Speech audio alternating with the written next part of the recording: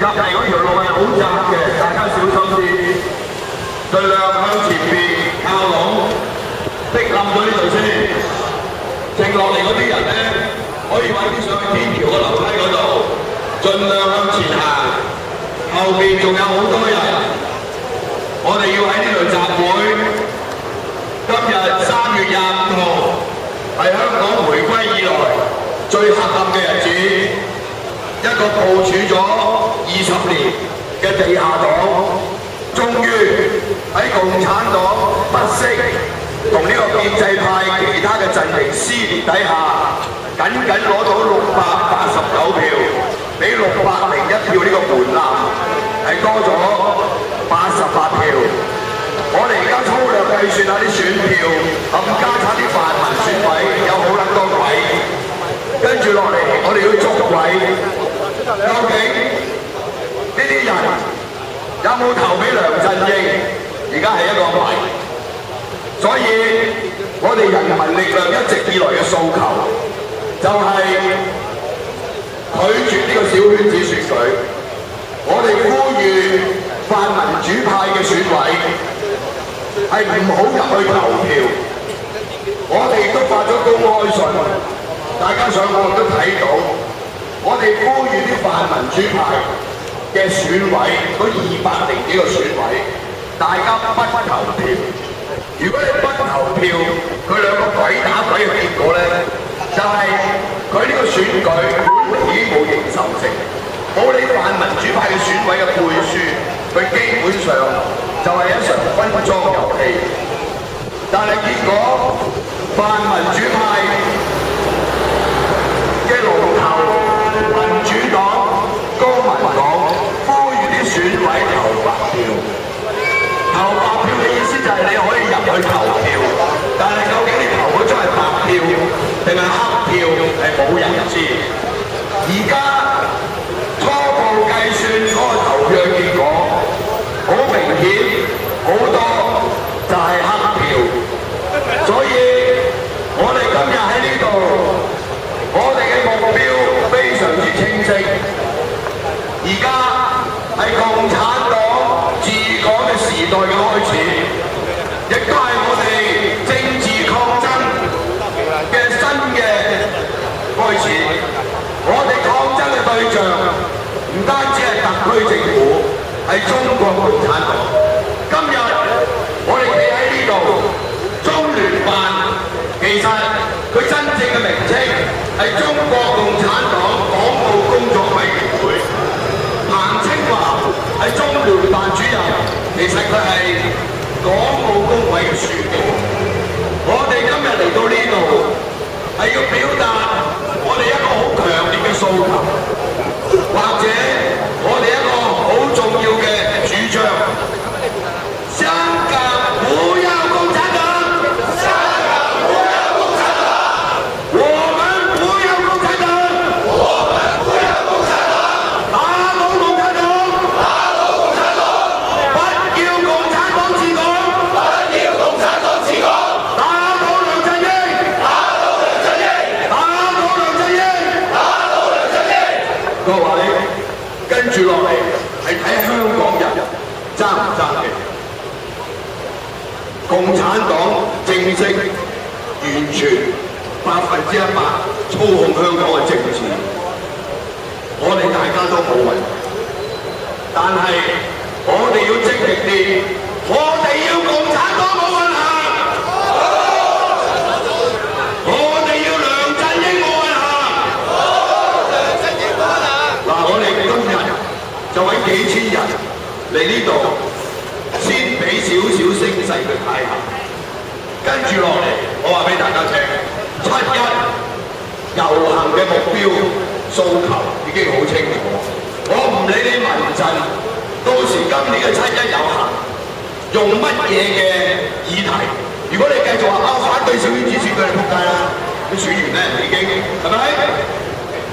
今年7·1遊行嘅訴求好清楚。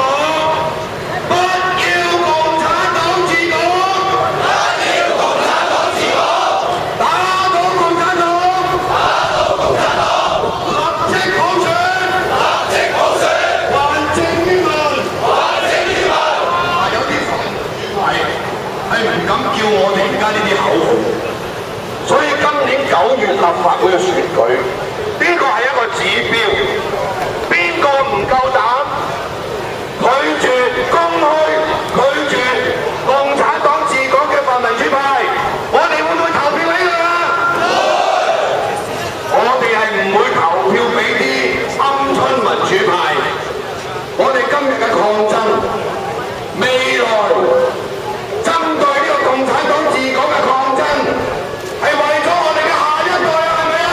係。為咗捍衛香港嘅核心價值，係咪啊？係。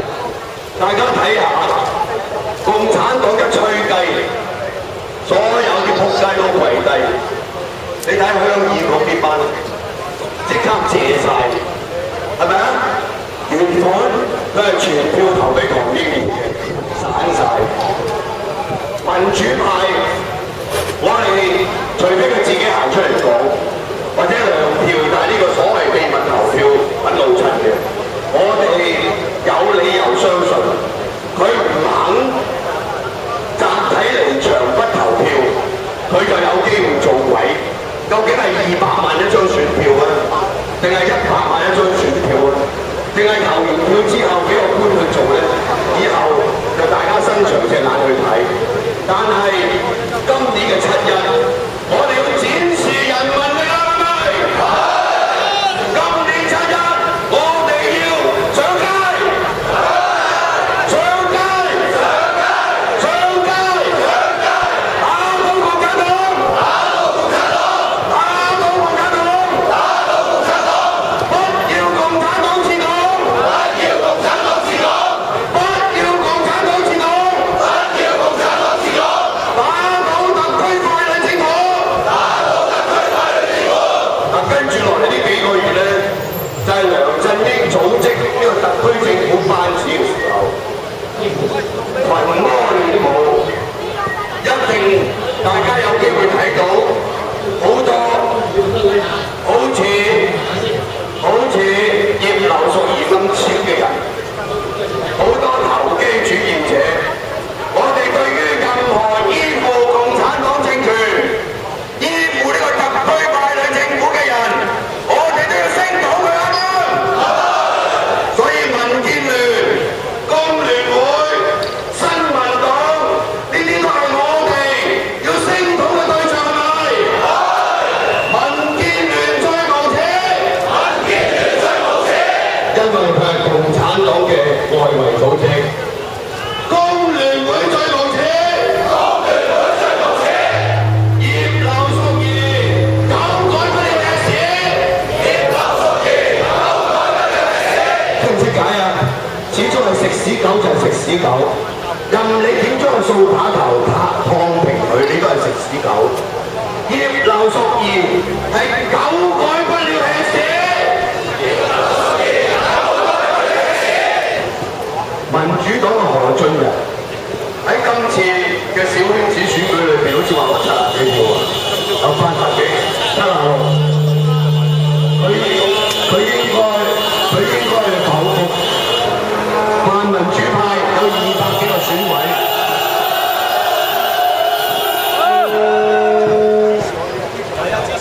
就係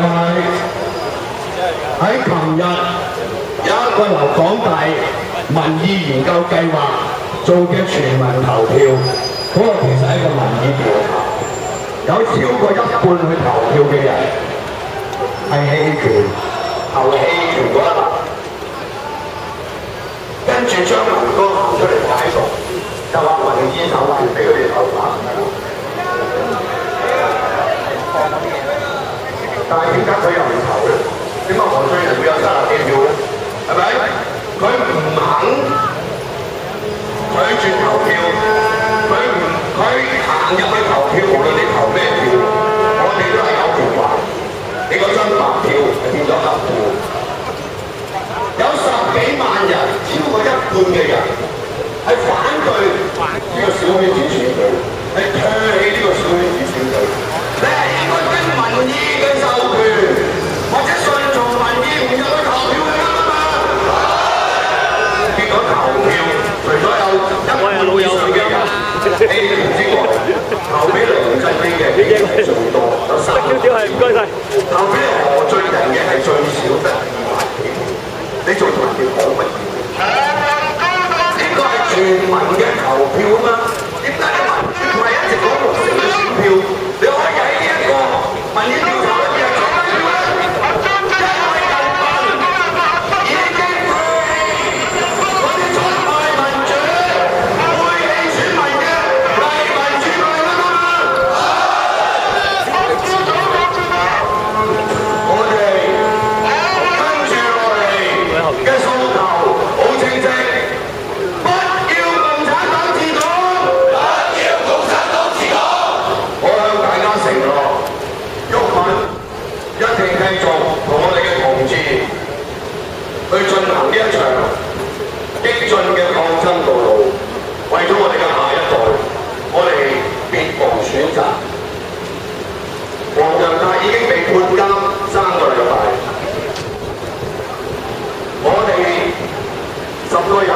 9.71，同人民力量其他128人被捕。今年年頭，政治檢控陳偉業、黃毓民同埋我哋其他8位同志。最近我哋同啲律師喺度傾呢一個所謂副手，我哋約我好好粗略咁計一條數，嗰啲大狀收我哋平啲，呢單官司要打21日3個禮拜，大概最少要使100萬。當權派跟住落嚟就會用政治檢控，用司法機構嚟打壓呢個政治抗爭運動，但係我哋絕不畏縮，絕不迴避，因為有大家嘅支持。我今日都好感動，有人走埋嚟塞張入數紙俾我，一位教師，佢捐咗1萬蚊俾我哋，入咗落我哋戶口，俾咗入數紙我。佢話佢只可以做呢樣嘢，所以我希望大家要明白，我哋呢一個抗爭能否成功，係要靠大家齊心團結一致，去走呢條抗爭嘅道路啊！人民力量，天地開花，天地開花。梁振英喺7月1號上台之後，我哋要佢冇運行好唔好？我喺呢度向大家承諾，如果人民力量喺今年9月嘅選舉可以每區攞到1席，我哋一定有立法會搞到個天翻地覆，我哋一定要梁振英冇運行。死人士呢個警方發出嘅勸喻，請你盡量向前行，